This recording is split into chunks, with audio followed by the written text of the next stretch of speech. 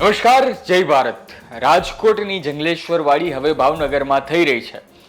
રાજકોટનો Jangleshwar area જેને અધિકારીઓએ, નેતાઓએ અને ત્યાંના વિસ્તારમાં જે રહેતા લોકો છે તેમણે કહ્યું હતું કે આ ક્રાઇમનો અડ્ડો બની ચૂક્યો હતું ને હવે આ ક્રાઇમનો અડ્ડો જે ભાવનગરમાં છે ત્યાંના એક વિસ્તાર આડોડિયા વિસ્તારમાં અત્યારે પોલીસનું, તંત્રનું અને અધિકારીઓનું બુલડોઝર ચાલી રહ્યું છે અને આ બુલડોઝર થી કેટલાય લોકોના ઘર હવે તૂટવાની શરૂઆત થઈ ચૂકી છે ને આ અચાનક થઈ રહેલી કાર્યવાહીએ બુટલેગરોને જે પોતાને માનતા હતા કે પોલીસ અમારું કંઈ જ નહીં બગાડે તેની ઉપર મોટો જવાબ આપવામાં આવ્યો છે।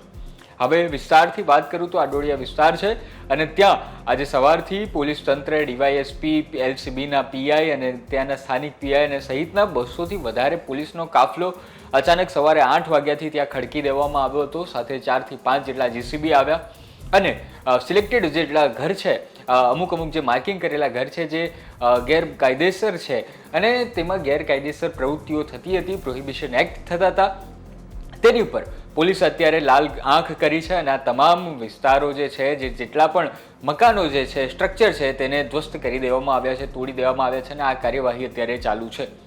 હવે સવાલ એ થાય છે કે ભાવનગરમાં આવું અચાનક કેમ બન્યું? આ એક ગુજરાત સરકારની જ હવે વાત કરીએ તો ગુજરાત સરકાર જ અત્યારે એક પ્લાનિંગ તહેત આ બધું કામ કરી રહી છે। પહેલાં જંગલેશ્વરમાં ખતમ કરવામાં આવ્યું, હવે ભાવનગરમાં ખતમ કરવામાં આવ્યું છે।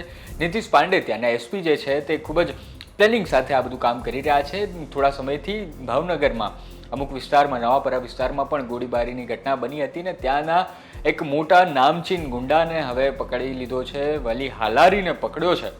ભાવનગરમાં જેનું ખૂબ મોટું નામ છે તેની ધરપકડ કરી છે અને હવે સાથે સાથે બીજા દિવસે આવતા તો આડોડિયા વિસ્તાર જે ખૂબ બદનામ છે દારૂના વેચાણ માટે અને ત્યાં હવે પોલીસનું કાર્યવાહી થઈ રહી છે, જેસીબી આવી ગયું છે, કાર્યવાહી થઈ ગઈ છે અને સિલેક્ટેડ જેટલા મકાનો જે છે, અમુક ચોક્કસ મકાનો તેને તોડવામાં આવી રહ્યા છે। હજી પણ આવી કાર્યવાહી ચાલુ રહેવાની શક્યતાઓ છે। ટૂંકમાં હવે ભાવનગરમાં ખૂબ જ પ્લાનિંગ તહેત જેટલા પણ લોકો જે છે તે આવા ગેરકાયદેસર કામકાજ કરે છે તેને ફક્ત એટલું જ કહેવાનું કે કાયદામાં રહેશો તો ફાયદામાં રહેશો।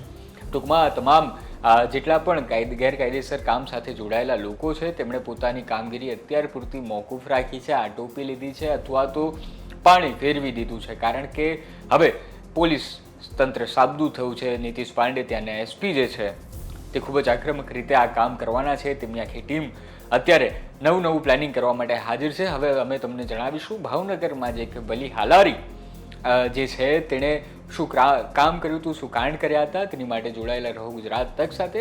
થોડા જ સમયમાં આ માહિતી પણ અમે તમને જણાવીશું। ધન્યવાદ।